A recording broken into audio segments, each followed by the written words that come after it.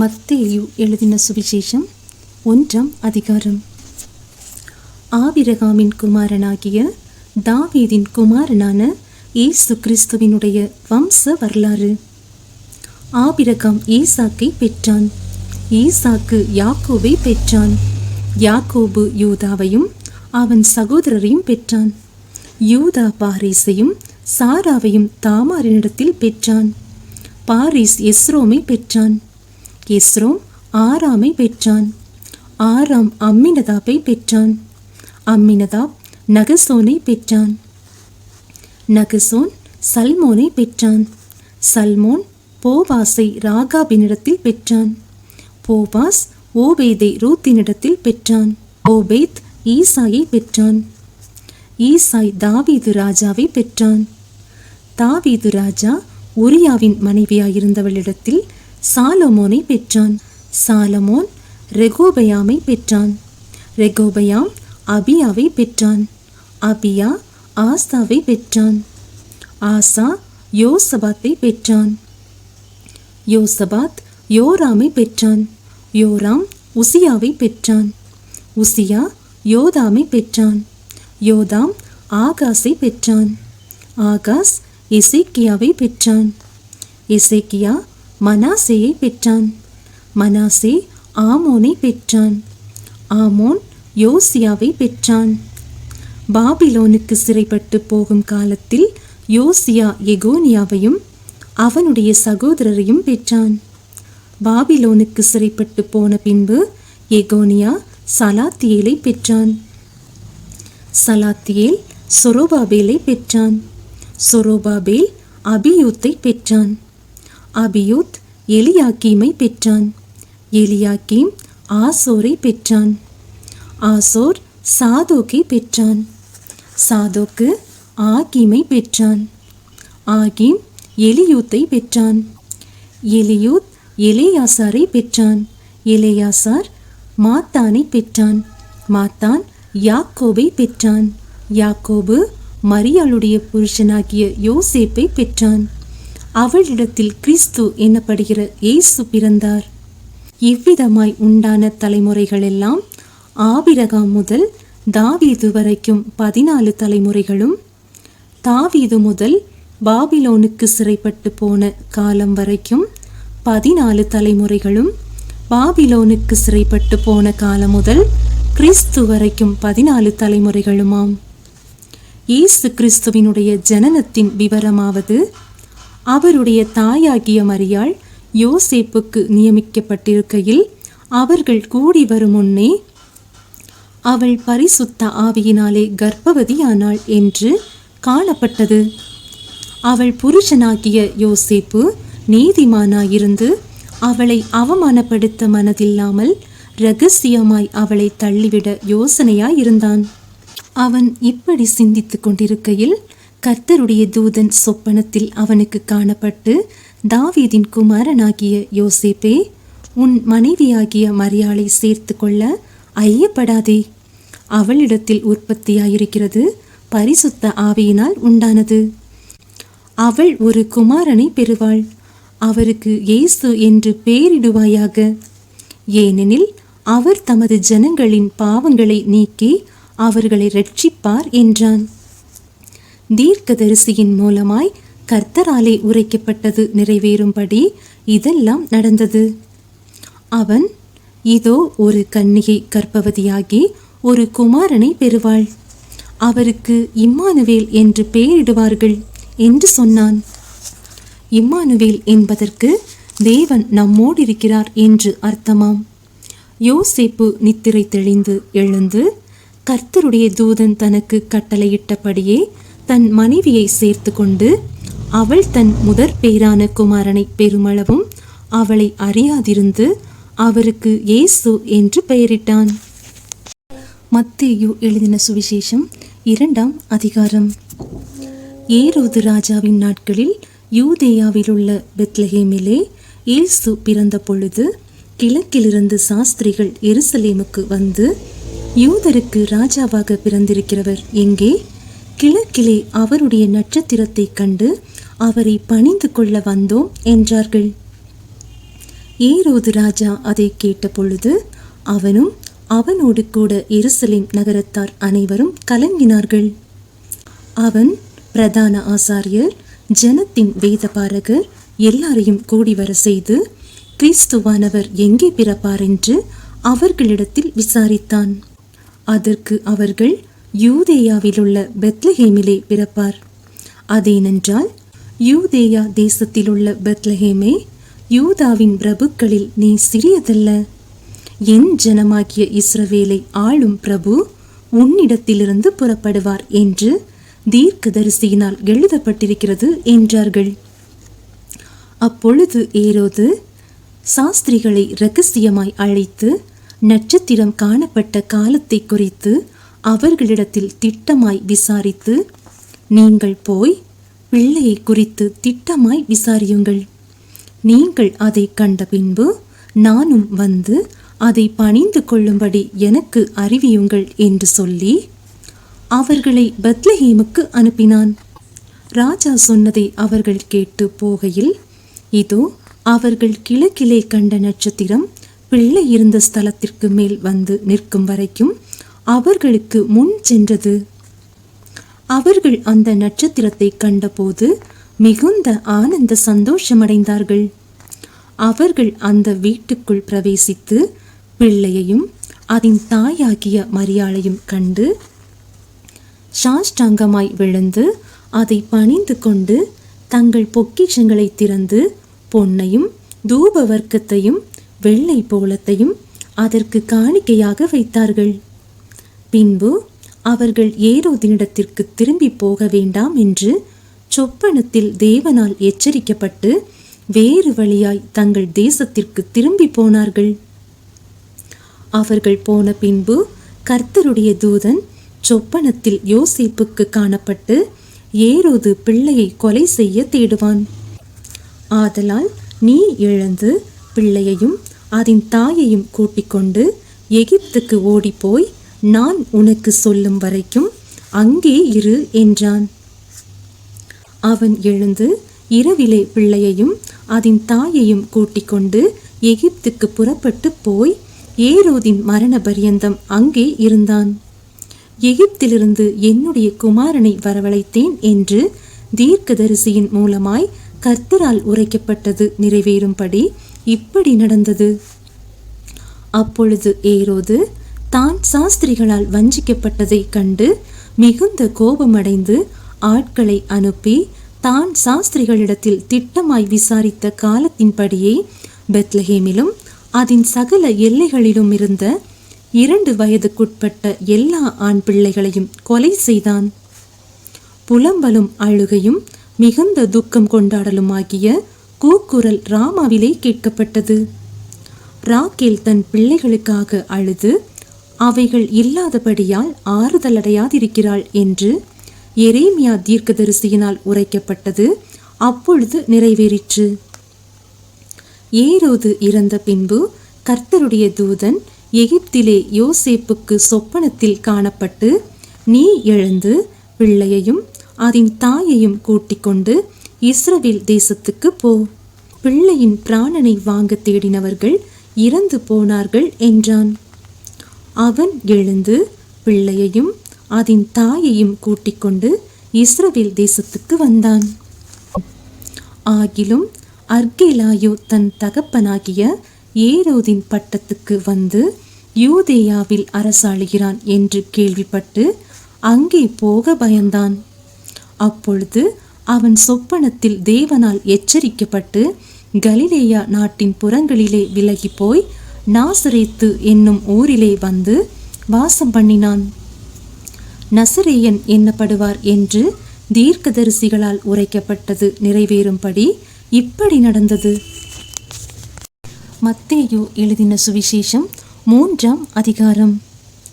அந்நாட்களில் யோவான் ஸ்நானன் யூதேயாவின் வனாந்தரத்தில் வந்து, மனம் திரும்புங்கள், பரலோக ராஜ்யம் சமீபித்திருக்கிறது என்று பிரசங்கம் பண்ணினான். கர்த்தருக்கு வழியை ஆயத்தப்படுத்துங்கள், அவருக்கு பாதைகளை செவ்வை பண்ணுங்கள் என்று வனாந்திரத்திலே கூப்பிடுகிறவனுடைய சத்தம் உண்டென்று ஏசாயா தீர்க்கதரிசியினால் சொல்லப்பட்டவன் இவனே. இந்த யோவான் ஒட்டகமயிர் உடையை தரித்து தன் அறையில் வார்க்கச்சையை கட்டிக்கொண்டிருந்தான். வெட்டுக்கிளியும் காட்டு தேனும் அவனுக்கு ஆகாரமாயிருந்தது. அப்பொழுது எருசலேம் நகரத்தாரும் யூதேயா தேசத்தார் அனைவரும் யோர்தானுக்கு அடுத்த சுற்றுப்புறத்தார் யாவரும் அவனிடத்திற்கு போய் தங்கள் பாவங்களை அறிக்கையிட்டு யோர்தான் நதியில் அவனால் ஞானஸ்நானம் பெற்றார்கள். பரிசேயரிலும் சதுசேயரிலும் அநேகர் தன்னிடத்தில் ஞானஸ்நானம் பெறும்படி வருகிறதை அவன் கண்டு, விரியன் பாம்பு குட்டிகளே, வரும் கோபத்துக்கு தப்பித்து கொள்ள உங்களுக்கு வகை காட்டினவன் யார்? மனம் திரும்புதலுக்கு ஏற்ற கனிகளை கொடுங்கள். ஆபிரகாம் எங்களுக்கு தகப்பன் என்று உங்களுக்குள்ளே சொல்லிக்கொள்ள நினையாதிருங்கள். தேவன் இந்த கல்லுகளினாலே ஆபிரகாமுக்கு பிள்ளைகளை உண்டு பண்ண வல்லவராயிருக்கிறார் என்று உங்களுக்கு சொல்லுகிறேன். இப்பொழுதே கோடாரியானது மரங்களின் வேரருகே வைத்திருக்கிறது. ஆகையால் நல்ல கனி கொடாத மரமெல்லாம் வெட்டுண்டு அக்கினியிலே போடப்படும். மனம் திரும்புதலுக்கென்று நான் ஜலத்தினால் உங்களுக்கு ஞானஸ்நானம் கொடுக்கிறேன். எனக்கு பின் வருகிறவரோ என்னிலும் வல்லவராயிருக்கிறார். அவருடைய பாதரட்சிகளை சுமக்கிறதற்கு நான் பாத்திரனல்ல. அவர் பரிசுத்த ஆவியினாலும் அக்கினியினாலும் உங்களுக்கு ஞானஸ்நானம் கொடுப்பார். தூற்றுக்கூடை அவர் கையில் இருக்கிறது. அவர் தமது களத்தை நன்றாய் விளக்கி தமது கோதுமையை களஞ்சியத்தில் சேர்ப்பார். பதரையோ அவியாத அக்கினியினால் சுட்டரிப்பார் என்றான். அப்பொழுது யோவானால் ஞானஸ்நானம் பெறுவதற்கு இயேசு கலிலேயாவை விட்டு யோர்தானுக்கு அருகே அவனிடத்தில் வந்தார். யோவான் அவருக்கு தடை செய்து, நான் உம்மாலே ஞானஸ்நானம் பெற வேண்டியதாயிருக்க நீர் என்னிடத்தில் வரலாமா என்றான். இயேசு அவனுக்கு பிரதியுத்தரமாக, இப்பொழுது இடம் கொடு, இப்படி எல்லா நீதியையும் நிறைவேற்றுவது நமக்கு ஏற்றதாயிருக்கிறது என்றார். அப்பொழுது அவருக்கு இடம் கொடுத்தான். இயேசு ஞானஸ்நானம் பெற்று ஜலத்திலிருந்து கரையேறினவுடனே இதோ வானம் அவருக்கு திறக்கப்பட்டது. தேவ ஆவி புறாவை போல இறங்கி தம்மேல் வருகிறதை கண்டார். அன்றியும் வானத்திலிருந்து ஒரு சத்தம் உண்டாகி, இவர் என்னுடைய நேசகுமாரன், இவரில் பிரியமாயிருக்கிறேன் என்று உரைத்தது. மத்தேயு எழுதின சுவிசேஷம் 4ஆம் அதிகாரம். அப்பொழுது இயேசு பிசாசினால் சோதிக்கப்படுவதற்கு ஆவியானவராலே வனாந்திரத்திற்கு கொண்டு போகப்பட்டார். அவர் இரவும் பகலும் 40 நாள் உபவாசமாயிருந்த பின்பு அவருக்கு பசி உண்டாயிற்று. அப்பொழுது சோதனைக்காரன் அவரிடத்தில் வந்து, நீர் தேவனுடைய குமாரனேயானால் இந்த கல்லுகள் அப்பங்களாகும்படி சொல்லும் என்றான். அவர் பிரதியுத்தரமாக, மனுஷன் அப்பத்தினாலே மாத்திரம் அல்ல, தேவனுடைய வாயிலிருந்து புறப்படுகிற ஒவ்வொரு வார்த்தையினாலும் பிழைப்பான் என்று எழுதியிருக்கிறதே என்றார். அப்பொழுது பிசாசு அவரை பரிசுத்த நகரத்திற்கு கொண்டு போய் தேவாலயத்து உப்பரிக்கையின் மேல் அவரை நிறுத்தி, நீர் தேவனுடைய குமாரனேயானால் தாழ குதியும், ஏனெனில் தம்முடைய தூதர்களுக்கு உம்மை குறித்து கட்டளையிடுவார். உமது பாதம் கல்லில் இடராதபடிக்கு அவர்கள் உம்மை கைகளில் ஏந்தி கொண்டு போவார்கள் என்பதாய் எழுதியிருக்கிறது என்று சொன்னான். அதற்கு இயேசு, உன் தேவனாகிய கர்த்தரை பரீட்சை பாராதிருப்பாயாக என்றும் எழுதியிருக்கிறதே என்றார். மறுபடியும் பிசாசு அவரை மிகவும் உயர்ந்த மலையின் மேல் கொண்டு போய் உலகத்தின் சகல ராஜ்யங்களையும் அவைகளின் மகிமையையும் அவருக்கு காண்பித்து, நீர் சாஷ்டாங்கமாய் விழுந்து என்னை பணிந்து கொண்டால் இவைகளையெல்லாம் உமக்கு தருவேன் என்று சொன்னான். அப்பொழுது இயேசு, அப்பாலே போ சாத்தானே, உன் தேவனாகிய கர்த்தரை பணிந்து கொண்டு அவர் ஒருவருக்கே ஆராதனை செய்வாயாக என்று எழுதியிருக்கிறதே என்றார். அப்பொழுது பிசாசானவன் அவரை விட்டு விலகி போனான். உடனே தேவதூதர்கள் வந்து அவருக்கு பணிவிடை செய்தார்கள். யோவான் காவலில் வைக்கப்பட்டான் என்று இயேசு கேள்விப்பட்டு கலிலேயாவுக்கு போய் நாசரேத்தை விட்டு செபுலோன் நப்தலி என்னும் நாடுகளின் எல்லைகளில் இருக்கும் கடற்கரைக்கு அருகான கப்பர்நகூமிலே வந்து வாசம் பண்ணினார். கடற்கரை அருகிலும் யோர்தானுக்கு அப்புறத்திலும் உள்ள செபுலோன் நாடும் நப்தலி நாடும் ஆகிய புறஜாதியாருடைய கலிலேயாவிலே இருளில் இருக்கும் ஜனங்கள் பெரிய வெளிச்சத்தை கண்டார்கள். மரண இருளின் திசையில் இருக்கிறவர்களுக்கு வெளிச்சம் உதித்தது என்று ஏசாயா தீர்க்கதரிசியினால் உரைக்கப்பட்டது நிறைவேறும்படி இப்படி நடந்தது. அது முதல் இயேசு, மனம் திரும்புங்கள், பரலோக ராஜ்யம் சமீபித்திருக்கிறது என்று பிரசங்கிக்க தொடங்கினார். இயேசு கலிலேயா கடலோரமாய் நடந்து போகையில் மீன் பிடிக்கிறவர்களாயிருந்த 2 சகோதரராகிய பேதுரு என்னப்பட்ட சீமோனும் அவன் சகோதரன் அந்திரேயாவும் கடலில் வலை போட்டு கொண்டிருக்கிற போது அவர்களை கண்டு, என் பின்னே வாருங்கள், உங்களை மனுஷரை பிடிக்கிறவர்களாக்குவேன் என்றார். உடனே அவர்கள் வலைகளை விட்டு அவருக்கு பின் சென்றார்கள். அவர் அவ்விடம் விட்டு போகையில் வேறே 2 சகோதரராகிய செபதேயுவின் மகன் யாக்கோபும் அவன் சகோதரன் யோவானும் தங்கள் தகப்பன் செபதேயுடனே படவிலிருந்து தங்கள் வலைகளை பழுது பார்த்து கொண்டிருக்கிற போது அவர்களை கண்டு அவர்களையும் அழைத்தார். உடனே அவர்கள் படவையும் தங்கள் தகப்பனையும் விட்டு அவருக்கு பின் சென்றார்கள். பின்பு இயேசு கலிலேயா எங்கும் சுற்றி நடந்து அவர்களுடைய ஜப ஆலயங்களில் உபதேசித்து ராஜ்யத்தின் சுவிசேஷத்தை பிரசங்கித்து ஜனங்களுக்கு உண்டாயிருந்த சகல வியாதிகளையும் சகல நோய்களையும் நீக்கி சொஸ்தமாக்கினார். அவருடைய கீர்த்தி சீரியா எங்கும் பிரசித்தமாயிற்று.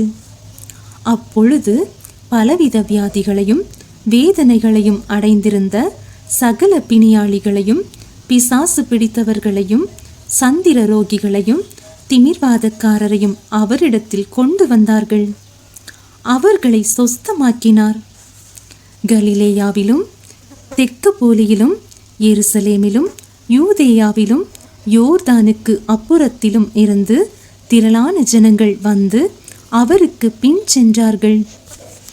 மத்தேயு எழுதின சுவிசேஷம் 5ஆம் அதிகாரம். அவர் திரளான ஜனங்களை கண்டு மலையின் மேல் ஏறினார். அவர் உட்கார்ந்த பொழுது அவருடைய சீஷர்கள் அவரிடத்தில் வந்தார்கள். அப்பொழுது அவர் தமது வாயை திறந்து அவர்களுக்கு உபதேசித்து சொன்னது என்னவென்றால், ஆவியில் எளிமையுள்ளவர்கள் பாக்கியவான்கள், பரலோக ராஜ்யம் அவர்களுடையது. துயரப்படுகிறவர்கள் பாக்கியவான்கள், அவர்கள் ஆறுதல் அடைவார்கள். சாந்த குணமுள்ளவர்கள் பாக்கியவான்கள், அவர்கள் பூமியை சுதந்திரித்துக் கொள்ளுவார்கள். நீதியின் மேல் பசி தாகமுள்ளவர்கள் பாக்கியவான்கள், அவர்கள் திருப்தி அடைவார்கள். இரக்கமுள்ளவர்கள் பாக்கியவான்கள், அவர்கள் இரக்கம் பெறுவார்கள். இருதயத்தில் சுத்தம் உள்ளவர்கள் பாக்கியவான்கள், அவர்கள் தேவனை தரிசிப்பார்கள். சமாதானம் பண்ணுகிறவர்கள் பாக்கியவான்கள், அவர்கள் தேவனுடைய புத்திரர் எண்ணப்படுவார்கள். நீதியின் நிமித்தம் துன்பப்படுகிறவர்கள் பாக்கியவான்கள், பரலோக ராஜ்யம் அவர்களுடையது. என் நிமித்தம் உங்களை நிந்தித்து துன்பப்படுத்தி பலவித தீமையான மொழிகளையும் உங்கள் பேரில் பொய்யாய் சொல்வார்களானால் பாக்கியவான்களாய் இருப்பீர்கள். சந்தோஷப்பட்டு களி கூறுங்கள், பரலோகத்தில் உங்கள் பலன் மிகுதியாயிருக்கும். உங்களுக்கு முன்னிருந்த தீர்க்கதரிசிகளையும் அப்படியே துன்பப்படுத்தினார்களே. நீங்கள் பூமிக்கு உப்பாயிருக்கிறீர்கள். உப்பானது சாரமற்று போனால் எதினால் சாரமாக்கப்படும்? வெளியே கூட்டப்படுவதற்கும் மனுஷரால் மிதிக்கப்படுவதற்குமே ஒழிய வேறொன்றுக்கும் உதவாது. நீங்கள் உலகத்துக்கு வெளிச்சமாய் இருக்கிறீர்கள். மலையின் மேல் இருக்கிற பட்டணம் மறைந்திருக்க மாட்டாது. விளக்கை கொளுத்தி மரக்காலால் மூடி வைக்காமல் விளக்கு தண்டின் மேல் வைப்பார்கள். அப்பொழுது அது வீட்டிலுள்ள யாவருக்கும் வெளிச்சம் கொடுக்கும். இவ்விதமாய் மனுஷர் உங்கள் நற்கிரியைகளை கண்டு பரலோகத்தில் இருக்கிற உங்கள் பிதாவை மகிமைப்படுத்தும்படி உங்கள் வெளிச்சம் அவர்கள் முன்பாக பிரகாசிக்க கடவது. நியாயப்பிரமாணத்தையானாலும் தீர்க்க தரிசனங்களையானாலும் அழிக்கிறதற்கு வந்தேன் என்று எண்ணிக்கொள்ளாதேயுங்கள். அழிக்கிறதற்கு அல்ல, நிறைவேற்றுகிறதற்கே வந்தேன். வானமும் பூமியும் ஒளிந்து போனாலும் நியாயப்பிரமாணத்தில் உள்ளதெல்லாம் நிறைவேறும் அளவும் அதில் ஒரு சிறு எழுத்தாகிலும் ஒரு எழுத்தின் உறுப்பாகிலும் ஒளிந்து போகாது என்று மெய்யாகவே உங்களுக்கு சொல்லுகிறேன். ஆகையால் இந்த கற்பனைகள் எல்லாவற்றிலும் சிறிதானதொன்றையாகிலும் மீறி அவ்விதமாய் மனுஷருக்கு போதிக்கிறவன் பரலோக ராஜ்யத்தில் எல்லாரிலும் சிறியவன் எண்ணப்படுவான். இவைகளை கை கொண்டு போதிக்கிறவனோ பரலோக ராஜ்யத்தில் பெரியவன் எண்ணப்படுவான். வேதபாரகர் பரிசேயர் என்பவர்களுடைய நீதியிலும் உங்கள் நீதி அதிகமாயிராவிட்டால் பரலோக ராஜ்யத்தில் பிரவேசிக்க மாட்டீர்கள் என்று உங்களுக்கு சொல்லுகிறேன். கொலை செய்யாதிருப்பாயாக என்பதும் கொலை செய்கிறவன் நியாய தீர்ப்புக்கு ஏதுவாயிருப்பான் என்பதும் பூர்வத்தாருக்கு உரைக்கப்பட்டதென்று கேள்விப்பட்டிருக்கிறீர்கள். நான் உங்களுக்கு சொல்லுகிறேன், தன் சகோதரனை நியாயமில்லாமல் கோபித்துக் கொள்பவன் நியாய தீர்ப்புக்கு ஏதுவாயிருப்பான். தன் சகோதரனை வீணன் என்று சொல்லுகிறவன் ஆலோசனை சங்க தீர்ப்புக்கு ஏதுவாயிருப்பான். மூடனே என்று சொல்லுகிறவன் எரிநரகத்துக்கு ஏதுவாயிருப்பான். ஆகையால் நீ பலிபீடத்தினிடத்தில் உன் காணிக்கையை செலுத்த வந்து உன் பேரில் உன் சகோதரனுக்கு குறை உண்டென்று அங்கே நினைவு கூறுவாயாகில் அங்கே தானே பலிபீடத்தின் முன் உன் காணிக்கையை வைத்துவிட்டு போய் முன்பு உன் சகோதரனோடு ஒப்புரவாகி பின்பு வந்து உன் காணிக்கையை செலுத்து. எதிராளி உன்னை நியாயாதிபதியினிடத்தில் ஒப்புக்கொடாமலும் நியாயாதிபதி உன்னை சேவகனிடத்தில் ஒப்புக்கொடாமலும் நீ சிறைச்சாலையில் வைக்கப்படாமலும் இருக்கும்படியாக நீ உன் எதிராளியோடு வழியில் இருக்கும்போதே சீக்கிரமாய் அவனுடனே நல்மனம் பொருந்தாவிட்டால் நீ ஒரு காசும் குறைவின்றி கொடுத்து தீர்க்கும் மட்டும் அவ்விடத்திலிருந்து புறப்பட மாட்டாய் என்று மெய்யாகவே உனக்கு சொல்லுகிறேன். விபச்சாரம் செய்யாதிருப்பாயாக என்பது பூர்வத்தாருக்கு உரைக்கப்பட்டதென்று கேள்விப்பட்டிருக்கிறீர்கள். நான் உங்களுக்கு சொல்லுகிறேன், ஒரு ஸ்திரீயை இச்சையோடு பார்க்கிற எவனும் தன் இருதயத்தில் அவளோடு விபச்சாரம் செய்தாயிற்று. உன் வலது கண் உனக்கு இடரல் உண்டாக்கினால் அதை பிடுங்கி எரிந்து போடு. உன் சரீரம் முழுவதும் நரகத்தில் தள்ளப்படுவதை பார்க்கிலும் உன் அவயவங்களில் ஒன்று கெட்டு போவது உனக்கு நலமாயிருக்கும். உன் வலது கை உனக்கு இடரல் உண்டாக்கினால் அதை தரித்து எரிந்து போடு. உன் சரீரம் முழுவதும் நரகத்தில் தள்ளப்படுவதை பார்க்கிலும் உன் அவயவங்களில் ஒன்று கெட்டு போவது உனக்கு நலமாயிருக்கும். தன் மனைவியை தள்ளிவிடுகிற எவனும் தள்ளுதற் சீட்டை அவளுக்கு கொடுக்க கடவன் என்று உரைக்கப்பட்டது. நான் உங்களுக்கு சொல்லுகிறேன், வேசித்தன முகாந்திரத்தினால் ஒழிய தன் மனைவியை தள்ளிவிடுகிறவன் அவளை விபச்சாரம் செய்ய பண்ணுகிறவனாயிருப்பான்.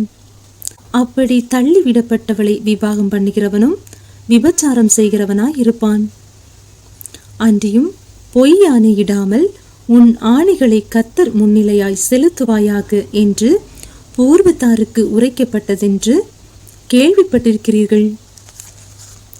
நான் உங்களுக்கு சொல்லுகிறேன், பரிசேதம் சத்தியம் பண்ண வேண்டாம், பானத்தின் பேரில் சத்தியம் பண்ண வேண்டாம், அது தேவனுடைய சிங்காசனம். பூமியின் பேரிலும் சத்தியம் பண்ண வேண்டாம், அது அவருடைய பாதப்படி. எருசலேமின் பேரிலும் சத்தியம் பண்ண வேண்டாம், அது மகாராஜாவினுடைய நகரம். உன் சிரசின் பேரிலும் சத்தியம் பண்ண வேண்டாம், அதன் ஒரு மயிரையாவது வெண்மையாக்கவும் கருப்பாக்கவும் உன்னால் கூடாதே. உள்ளதை உள்ளதென்றும் இல்லதை இல்லதென்றும் சொல்லுங்கள். இதற்கு மிஞ்சினது தீமையினால் உண்டாயிருக்கும். கண்ணுக்கு கண், பல்லுக்கு பல் என்று உரைக்கப்பட்டதை கேள்விப்பட்டிருக்கிறீர்கள். நான் உங்களுக்கு சொல்லுகிறேன், தீமையோடு எதிர்த்து நிற்க வேண்டாம். ஒருவன் உன்னை வலது கன்னத்தில் அறைந்தால் அவனுக்கு மறு கன்னத்தையும் திருப்பிக் கொடு. உன்னோடு வழக்காடி உன் வஸ்திரத்தை எடுத்து கொள்ள வேண்டும் என்றிருக்கிறவனுக்கு உன் அங்கியையும் விட்டுவிடு. ஒருவன் உன்னை 1 மைல் தூரம் வர பலவந்தம் பண்ணினால் அவனோடு 2 மைல் தூரம் போ. உன்னிடத்தில் கேட்கிறவனுக்கு கொடு. உன்னிடத்தில் கடன் வாங்க விரும்புகிறவனுக்கு முகம் கோணாதே. உனக்கடுத்தவனை சிநேகித்து உன் சத்துருவை பகைப்பாயாக என்று சொல்லப்பட்டதை கேள்விப்பட்டிருக்கிறீர்கள். நான் உங்களுக்கு சொல்லுகிறேன், உங்கள் சத்துருக்களை சிநேகியுங்கள், உங்களை சபிக்கிறவர்களை ஆசீர்வதியுங்கள், உங்களை பகைக்கிறவர்களுக்கு நன்மை செய்யுங்கள், உங்களை நிந்திக்கிறவர்களுக்காகவும் உங்களை துன்பப்படுத்துகிறவர்களுக்காகவும் ஜெபம் பண்ணுங்கள். இப்படி செய்வதினால் நீங்கள் பரலோகத்தில் இருக்கிற உங்கள் பிதாவுக்கு புத்திரராயிருப்பீர்கள். அவர் தீயோர் மேலும் நல்லோர் மேலும் தமது சூரியனை உதிக்க பண்ணி நீதி உள்ளவர்கள் மேலும் அநீதி உள்ளவர்கள் மேலும் மழையை பெய்ய பண்ணுகிறார். உங்களை சிநேகிக்கிறவர்களையே நீங்கள் சிநேகிப்பீர்களானால் உங்களுக்கு பலன் என்ன? ஆயக்காரரும் அப்படியே செய்கிறார்கள் அல்லவா? உங்கள் சகோதரரை மாத்திரம் வாழ்த்துவீர்களானால் நீங்கள் விசேஷித்து செய்கிறது என்ன? ஆயக்காரரும் அப்படி செய்கிறார்கள் அல்லவா? ஆகையால் பரலோகத்தில் இருக்கிற உங்கள் பிதா பூரண சற்குணராய் இருக்கிறது போல நீங்களும் பூரண சற்குணராய் இருக்க கடவீர்கள். மத்தேயு எழுதின சுவிசேஷம் 6ஆம் அதிகாரம். மனுஷர் காண வேண்டுமென்று அவர்களுக்கு முன்பாக உங்கள் தர்மத்தை செய்யாதபடிக்கு எச்சரிக்கையாயிருங்கள். செய்தால் பரலோகத்தில் இருக்கிற உங்கள் பிதாவினிடத்தில் உங்களுக்கு பலனில்லை. ஆகையால் நீ தர்மம் செய்யும்போது மனுஷரால் புகழப்படுவதற்கு மாயக்காரர் ஆலயங்களிலும் வீதிகளிலும் செய்வது போல உனக்கு முன்பாக தாரை ஊதுவியாதே. அவர்கள் தங்கள் பலனை அடைந்து தீர்ந்ததென்று மெய்யாகவே உங்களுக்கு சொல்லுகிறேன். நீயோ தர்மம் செய்யும்போது உன் தர்மம் அந்தரங்கமாயிருப்பதற்கு உன் வலது கை செய்கிறதை உன் இடது கை அறியாதிருக்க கடவது. அப்பொழுது அந்தரங்கத்தில் பார்க்கிற உன் பிதா தாமே உனக்கு வெளியரங்கமாய் பலனளிப்பார். அன்றியும் நீ ஜெபம் பண்ணும்போது மாயக்காரரை போலிருக்க வேண்டாம். மனுஷர் காணும்படியாக அவர்கள் ஜெப ஆலயங்களிலும் வீதிகளின் சந்திகளிலும் நின்று ஜெபம் பண்ண விரும்புகிறார்கள். அவர்கள் தங்கள் பலனை அடைந்து தீர்ந்ததென்று மெய்யாகவே உங்களுக்கு சொல்லுகிறேன். நீயோ ஜெபம் பண்ணும்போது உன் அறை வீட்டுக்குள் பிரவேசித்து உன் கதவை பூட்டி அந்தரங்கத்தில் இருக்கிற உன் பிதாவை நோக்கி ஜெபம் பண்ணு. அப்பொழுது அந்தரங்கத்தில் பார்க்கிற உன் பிதா வெளியரங்கமாய் உனக்கு பலன் அளிப்பார். அன்றியும் நீங்கள் ஜெபம் பண்ணும்போது அஞ்ஞானிகளைப் போல வீண் வார்த்தைகளை அலப்பாதேயுங்கள். அவர்கள் அதிக வசனிப்பினால் தங்கள் ஜெபம் கேட்கப்படும் என்று நினைக்கிறார்கள். அவர்களைப் போல நீங்கள் செய்யாதிருங்கள். உங்கள் பிதாவை நோக்கி நீங்கள் வேண்டிக் கொள்ளுகிறதற்கு முன்னமே உங்களுக்கு இன்னது தேவை என்று அவர் அறிந்திருக்கிறார். நீங்கள் ஜெபம் பண்ண வேண்டிய விதமாவது, பரமண்டலங்களில் இருக்கிற எங்கள் பிதாவே, உம்முடைய நாமம் பரிசுத்தப்படுவதாக, உம்முடைய ராஜ்யம் வருவதாக, உம்முடைய சித்தம் பரமண்டலத்திலே செய்யப்படுகிறது போல பூமியிலேயும் செய்யப்படுவதாக. எங்களுக்கு வேண்டிய ஆகாரத்தை இன்று எங்களுக்கு தாரும். எங்கள் கடனாளிகளுக்கு நாங்கள் மன்னிக்கிறது போல எங்கள் கடன்களை எங்களுக்கு மன்னியும். எங்களை சோதனைக்குட்பட பண்ணாமல் தீமையினின்று எங்களை இரட்சித்து கொள்ளும். ராஜ்யமும் வல்லமையும் மகிமையும் என்றென்றைக்கும் உம்முடையவைகளே. ஆமேன் என்பதே. மனுஷருடைய தப்பிதங்களை நீங்கள் அவர்களுக்கு மன்னித்தால் உங்கள் பரமபிதா உங்களுக்கும் மன்னிப்பார். மனுஷருடைய தப்பிதங்களை நீங்கள் அவர்களுக்கு மன்னியாதிருந்தால் உங்கள் பிதா உங்கள் தப்பிதங்களையும் மன்னியாதிருப்பார். நீங்கள் உபவாசிக்கும் போது மாயக்காரரை போல முகவாடலாய் இராதேயுங்கள். அவர்கள் உபவாசிக்கிறதை மனுஷர் காணும் பொருட்டாக தங்கள் முகங்களை வாட பண்ணுகிறார்கள். அவர்கள் தங்கள் பலனை அடைந்து தீர்ந்ததென்று மெய்யாகவே உங்களுக்கு சொல்லுகிறேன். நீயோ உபவாசிக்கும் போது அந்த உபவாசம் மனுஷர்களுக்கு காணப்படாமல் அந்தரங்கத்தில் இருக்கிற உன் பிதாவுக்கே காணப்படும்படியாக உன் தலைக்கு எண்ணெய் பூசி உன் முகத்தை கழுவு. அப்பொழுது அந்தரங்கத்தில் பார்க்கிற உன் பிதா உனக்கு வெளியரங்கமாய் பலனளிப்பார். பூமியிலே உங்களுக்கு பொக்கிஷங்களை சேர்த்து வைக்க வேண்டாம். இங்கே பூச்சியும் துருவும் அவைகளை கெடுக்கும். இங்கே திருடரும் கண்ணமிட்டு திருடுவார்கள். பரலோகத்திலே உங்களுக்கு பொக்கிஷங்களை சேர்த்து வையுங்கள்.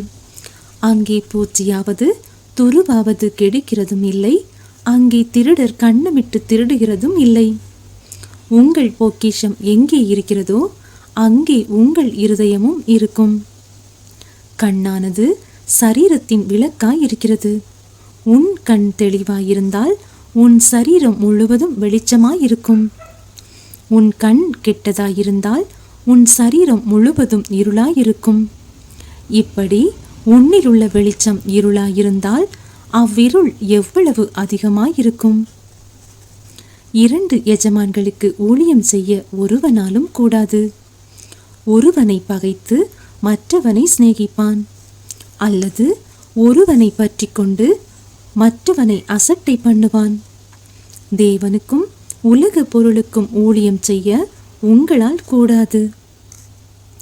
ஆகையால் எண்ணத்தை உண்போம் எண்ணத்தை குடிப்போம் என்று உங்கள் ஜீவனுக்காகவும் எண்ணத்தை உடுப்போம் என்று உங்கள் சரீரத்துக்காகவும் கவலைப்படாதிருங்கள் என்று உங்களுக்கு சொல்லுகிறேன். ஆகாரத்தை பார்க்கிலும் ஜீவனும் உடையை பார்க்கிலும் சரீரமும் விசேஷித்தவைகள் அல்லவா? ஆகாயத்து பட்சிகளை கவனித்து பாருங்கள். அவைகள் விதைக்கிறதும் இல்லை, அறுக்கிறதும் இல்லை, களஞ்சியங்களில் சேர்த்து வைக்கிறதும் இல்லை. அவைகளையும் உங்கள் பரமபிதா விலை போட்டுகிறார். அவைகளை பார்க்கிலும் நீங்கள் விசேஷித்தவர்கள் அல்லவா? கவலைப்படுகிறதினாலே உங்களில் எவன் தன் சரீர அளவோடு ஒரு முழத்தை கூட்டுவான்? உடைக்காகவும் நீங்கள் கவலைப்படுகிறதென்ன? காட்டு புஷ்பங்கள் எப்படி வளர்கிறதென்று கவனித்து பாருங்கள். அவைகள் உழைக்கிறதும் இல்லை, நூற்கிறதும் இல்லை. என்றாலும் சாலோமோன் முதலாய் தன் சர்வ மகிமையிலும் அவைகளில் ஒன்றை போலாகிலும் உடுத்தி இருந்ததில்லை என்று உங்களுக்கு சொல்லுகிறேன். அற்ப விசுவாசிகளே, இன்றைக்கு இருந்து நாளைக்கு அடுப்பிலே போடப்படும் காட்டு புல்லுக்கு தேவன் இவ்விதமாக உடுத்துவித்தால் உங்களுக்கு உடுத்துவிப்பது அதிக நிச்சயம் அல்லவா? ஆகையால் எண்ணத்தை உண்போம் எண்ணத்தை குடிப்போம் எண்ணத்தை உடுப்போம் என்று கவலைப்படாதிருங்கள். இவைகளையெல்லாம் அஞ்ஞானிகள் நாடி தேடுகிறார்கள். இவைகளெல்லாம் உங்களுக்கு வேண்டியவைகள் என்று உங்கள் பரமபிதா அறிந்திருக்கிறார். முதலாவது தேவனுடைய ராஜ்யத்தையும் அவருடைய நீதியையும் தேடுங்கள். அப்பொழுது இவைகளெல்லாம் உங்களுக்கு கூட கொடுக்கப்படும். ஆகையால் நாளைக்காக கவலைப்படாதிருங்கள். நாளைய தினம் தன்னுடையவைகளுக்காக கவலைப்படும். அந்தந்த நாளுக்கு அதினதின் பாடு போதும். மத்தேயு எழுதின சுவிசேஷம் 7ஆம் அதிகாரம். நீங்கள் குற்றவாளிகள் என்று தீர்க்கப்படாதபடிக்கு மற்றவர்களை குற்றவாளிகள் என்று தீர்க்காதிருங்கள். ஏனெனில் நீங்கள் மற்றவர்களை தீர்க்கிற தீர்ப்பின்படியே நீங்களும் தீர்க்கப்படுவீர்கள். நீங்கள் மற்றவர்களுக்கு அளக்கிற அளவின்படியே உங்களுக்கும் அளக்கப்படும். நீ உன் கண்ணில் இருக்கிற உத்திரத்தை உணராமல் உன் சகோதரன் கண்ணில் இருக்கிற துரும்பை பார்க்கிறதென்ன? இதோ உன் கண்ணில் உத்திரம் இருக்கையில் உன் சகோதரனை நோக்கி, நான் உன் கண்ணில் இருக்கும் துரும்பை எடுத்து போடட்டும் என்று நீ சொல்வதுபடி? மாயக்காரனே, முன்பு உன் கண்ணில் இருக்கிற உத்திரத்தை எடுத்து போடு, பின்பு உன் சகோதரன் கண்ணில் இருக்கிற துரும்பை எடுத்து போட வகை பார்ப்பாய். பரிசுத்தமானதை நாய்களுக்கு கொடாதேயுங்கள். உங்கள் முத்துக்களை பன்றிகள் முன் போடாதேயுங்கள். போட்டால் தங்கள் கால்களால் அவைகளை மிதித்து திரும்பிக் கொண்டு உங்களை பீறி போடும். கேளுங்கள், அப்பொழுது உங்களுக்கு கொடுக்கப்படும். தேடுங்கள், அப்பொழுது கண்டடைவீர்கள். தட்டுங்கள், அப்பொழுது உங்களுக்கு திறக்கப்படும். ஏனென்றால் கேட்கிறவன் எவனும் பெற்றுக்கொள்கிறான், தேடுகிறவன் கண்டடைகிறான், தட்டுகிறவனுக்கு திறக்கப்படும். உங்களில் எந்த மனுஷனானாலும் தன்னிடத்தில் அப்பத்தை கேட்கிற தன் மகனுக்கு கல்லை கொடுப்பானா? மீனை கேட்டால் அவனுக்கு பாம்பை கொடுப்பானா? ஆகையால் பொல்லாதவர்களாகிய நீங்கள் உங்கள் பிள்ளைகளுக்கு நல்ல ஈவுகளை கொடுக்க அறிந்திருக்கும் போது பரலோகத்தில் இருக்கிற உங்கள் பிதா தம்மிடத்தில் வேண்டிக் கொள்ளுகிறவர்களுக்கு நன்மையானவைகளை கொடுப்பது அதிக நிச்சயம் அல்லவா? ஆதலால் மனுஷர் உங்களுக்கு எவைகளை செய்ய விரும்புகிறீர்களோ அவைகளை நீங்களும் அவர்களுக்கு செய்யுங்கள். இதுவே நியாய பிரமாணமும் தீர்க்க தரிசனங்களுமாம். இடுக்கமான வாசல் வழியாய் உட்பிரவேசியுங்கள். கேட்டுக்கு போகிற வாசல் விரிவும் வழி விசாலமுமாயிருக்கிறது. அதன் வழியாய் பிரவேசிக்கிறவர்கள் அநேகர். ஜீவனுக்கு போகிற வாசல் இடுக்கமும் வழி நெருக்கமுமாயிருக்கிறது. அதை கண்டுபிடிக்கிறவர்கள் சிலர். கள்ள தீர்க்கதரிசிகளுக்கு எச்சரிக்கையாயிருங்கள். அவர்கள் ஆட்டுத்தோலை போர்த்து கொண்டு உங்களிடத்தில் வருவார்கள். உள்ளத்திலோ அவர்கள் பட்சிக்கிற ஓநாய்கள். அவர்களுடைய கனிகளினாலே அவர்களை அறிவீர்கள். முட்செடிகளில் திராட்சை பழங்களையும் முட்பூண்டுகளில் அத்தி பழங்களையும் பறிக்கிறார்களா? அப்படியே நல்ல மரமெல்லாம் நல்ல கனிகளை கொடுக்கும், கெட்ட மரமோ கெட்ட கனிகளை கொடுக்கும். நல்ல மரம் கெட்ட கனிகளை கொடுக்க மாட்டாது, கெட்ட மரம் நல்ல கனிகளை கொடுக்க மாட்டாது. நல்ல கனி கொடாத மரமெல்லாம் வெட்டுண்டு அக்கினியிலே போடப்படும். ஆதலால் அவர்களுடைய கனிகளினாலே அவர்களை அறிவீர்கள். பரலோகத்தில் இருக்கிற என் பிதாவின் சித்தத்தின்படி செய்கிறவனே பரலோக ராஜ்யத்தில் பிரவேசிப்பானே அல்லாமல் என்னை நோக்கி கர்த்தாவே கர்த்தாவே என்று சொல்லுகிறவன் அதில் பிரவேசிப்பதில்லை. அந்நாளில் அநேகர் என்னை நோக்கி கர்த்தாவே கர்த்தாவே, உமது நாமத்தினாலே தீர்க்க தரிசனம் உரைத்தோம் அல்லவா? உமது நாமத்தினாலே பிசாசுகளை துரத்தினோம் அல்லவா? உமது நாமத்தினாலே அநேக அற்புதங்களை செய்தோம் அல்லவா என்பார்கள். அப்பொழுது நான் ஒரு காலம் உங்களை அறியவில்லை, அக்கிரம செய்கைக்காரரே, என்னை விட்டு அகன்று போங்கள் என்று அவர்களுக்கு சொல்லுவேன். ஆகையால் நான் சொல்லிய இந்த வார்த்தைகளை கேட்டு இவைகளின் படி செய்கிறவன் எவனோ அவனை கண்மலையின் மேல் தன் வீட்டை கட்டின புத்தியுள்ள மனுஷனுக்கு ஒப்பிடுவேன். பெருமழை சொரிந்து பெருவெள்ளம் வந்து காற்று அடித்து அந்த வீட்டின் மேல் மோதியும் அது விழவில்லை. ஏனென்றால் அது கண்மலையின் மேல் அஸ்திபாரம் போடப்பட்டிருந்தது. நான் சொல்லிய இந்த வார்த்தைகளை கேட்டு இவைகளின்படி செய்யாதிருக்கிறவன் எவனோ அவன் தன் வீட்டை மணலின் மேல் கட்டின புத்தி இல்லாத மனுஷனுக்கு ஒப்பிடப்படுவான். பெருமழை சொரிந்து பெருவெள்ளம் வந்து காற்று அடித்து அந்த வீட்டின் மேல் மோதின போது அது விழுந்தது, விழுந்து முழுவதும் அழிந்தது என்றார். இயேசு இந்த வார்த்தைகளை சொல்லி முடித்தபோது அவர் வேத பாரகரை போல் போதியாமல் அதிகாரமுடையவராய் அவர்களுக்கு போதித்தபடியால் ஜனங்கள் அவருடைய போதகத்தை குறித்து ஆச்சரியப்பட்டார்கள். மத்தேயு எழுதின சுவிசேஷம் 8ஆம் அதிகாரம். அவர் மலையிலிருந்து இறங்கின போது திரளான ஜனங்கள் அவருக்கு பின் சென்றார்கள். அப்பொழுது குஷ்டரோகி ஒருவன் வந்து அவரை பணிந்து, ஆண்டவரே, உமக்கு சித்தமானால் என்னை சுத்தமாக்க உம்மால் ஆகும் என்றான். இயேசு தமது கையை நீட்டி அவனை தொட்டு, எனக்கு சித்தம் உண்டு, சுத்தமாகு என்றார். உடனே குஷ்டரோகம் நீங்கி அவன் சுத்தமானான். இயேசு அவனை நோக்கி, இதை நீ ஒருவருக்கும் சொல்லாதபடி எச்சரிக்கையாயிரு. ஆயினும் அவர்களுக்கு சாட்சியாக நீ போய் ஆசாரியனுக்கு உன்னை காண்பித்து மோசே கட்டளையிட்ட காணிக்கையை செலுத்து என்றார். இயேசு கப்பர்நகூமில் பிரவேசித்த போது 100க்கு அதிபதி ஒருவன் அவரிடத்தில் வந்து, ஆண்டவரே, என் வேலைக்காரன் வீட்டிலே திமிர்வாதமாய் கிடந்து கொடிய வேதனைப்படுகிறான் என்று அவரை வேண்டிக் கொண்டான். அதற்கு இயேசு, நான் வந்து அவனை சொஸ்தமாக்குவேன் என்றார். 100க்கு அதிபதி பிரதியுத்தரமாக, ஆண்டவரே, நீர் என் வீட்டுக்குள் பிரவேசிக்க நான் பாத்திரன் அல்ல. ஒரு வார்த்தை மாத்திரம் சொல்லும், அப்பொழுது என் வேலைக்காரன் சொஸ்தமாவான். நான் அதிகாரத்துக்கு கீழ்ப்பட்டவனாயிருந்தும் எனக்கு கீழ்ப்பட்டிருக்கிற சேவகரும் உண்டு.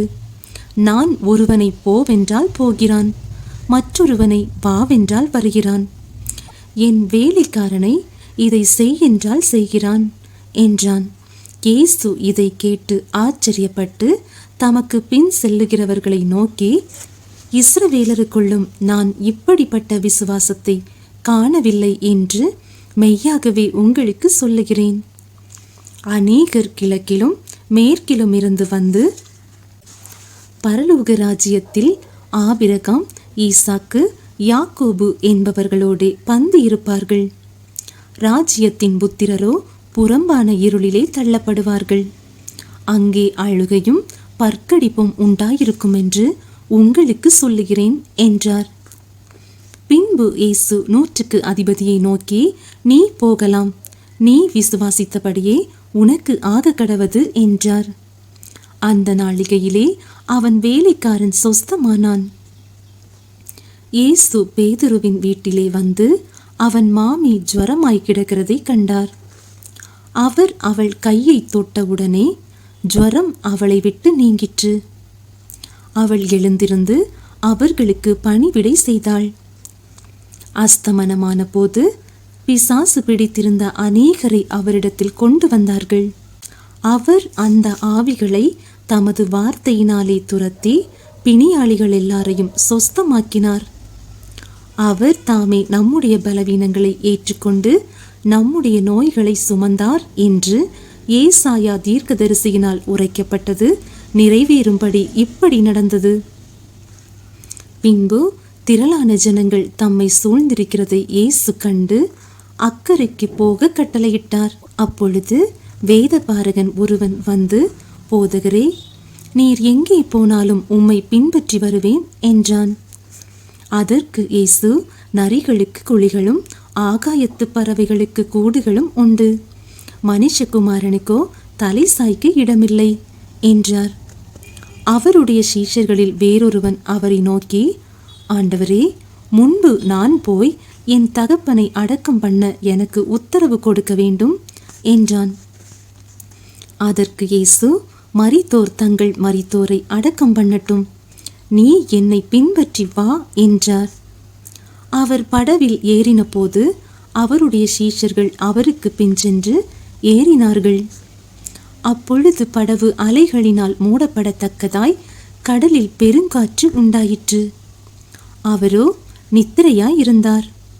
அப்பொழுது அவருடைய சீஷர்கள் வந்து அவரை எழுப்பி, ஆண்டவரே, எங்களை ரட்சியும், மடிந்து போகிறோம் என்றார்கள். அதற்கு அவர், அற்ப விசுவாசிகளே, ஏன் பயப்படுகிறீர்கள் என்று சொல்லி எழுந்து காற்றையும் கடலையும் அதட்டினார். உடனே மிகுந்த அமைதல் உண்டாயிற்று. அந்த மனுஷர்கள் ஆச்சரியப்பட்டு, இவர் எப்படிப்பட்டவரோ, காற்றும் கடலும் இவருக்கு கீழ்ப்படுகிறதே என்றார்கள். அவர் அக்கறையிலே கெர்கேசேனர் நாட்டில் வந்தபோது பிசாசு பிடித்திருந்த 2 பேர் பிரேத கல்லறைகளிலிருந்து புறப்பட்டு அவருக்கு எதிராக வந்தார்கள். அவர்கள் மிகவும் கொடியராயிருந்தபடியால் அந்த வழியாக ஒருவனும் நடக்கக்கூடாதிருந்தது. அவர்கள் அவரை நோக்கி, இயேசுவே, தேவனுடைய குமாரனே, எங்களுக்கும் உமக்கும் என்ன? காலம் வரும் முன்னே எங்களை வேதனைப்படுத்த இங்கே வந்தீரோ என்று கூப்பிட்டார்கள். அவர்களுக்கு கொஞ்ச தூரத்தில் அநேகம் பன்றிகள் கூட்டமாக மேய்ந்து கொண்டிருந்தன. அப்பொழுது பிசாசுகள், நீர் எங்களை துரத்துவீரானால் நாங்கள் அந்த பன்றி கூட்டத்தில் போகும்படி உத்தரவு கொடும் என்று அவரை வேண்டிக் கொண்டன. அதற்கு அவர், போங்கள் என்றார். அவைகள் புறப்பட்டு பன்றி கூட்டத்தில் போயின. அப்பொழுது பன்றி கூட்டமெல்லாம் உயர்ந்த மேட்டிலிருந்து கடலிலே பாய்ந்து ஜலத்தில் மாண்டு போயின.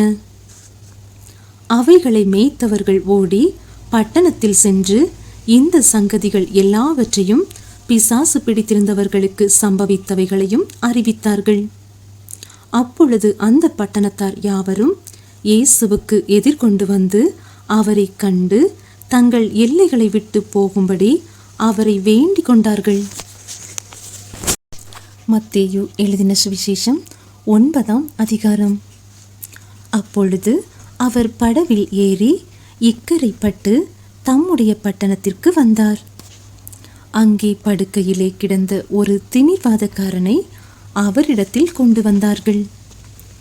இயேசு அவர்களுடைய விசுவாசத்தை கண்டு திமிர்வாதக்காரனை நோக்கி, மகனே, திடன் கொள், உன் பாவங்கள் உனக்கு மன்னிக்கப்பட்டது என்றார்.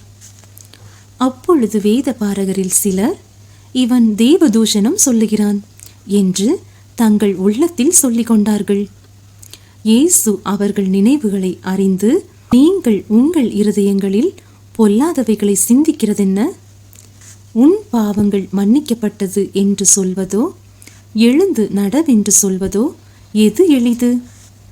பூமியிலே பாவங்களை மன்னிக்க மனுஷகுமாரனுக்கு அதிகாரம் உண்டென்பதை நீங்கள் அறிய வேண்டும் என்று சொல்லி திமிர்வாதக்காரனை நோக்கி, நீ எழுந்து உன் படுக்கையை எடுத்துக்கொண்டு உன் வீட்டுக்கு போ என்றார். உடனே அவன் எழுந்து தன் வீட்டுக்கு போனான்.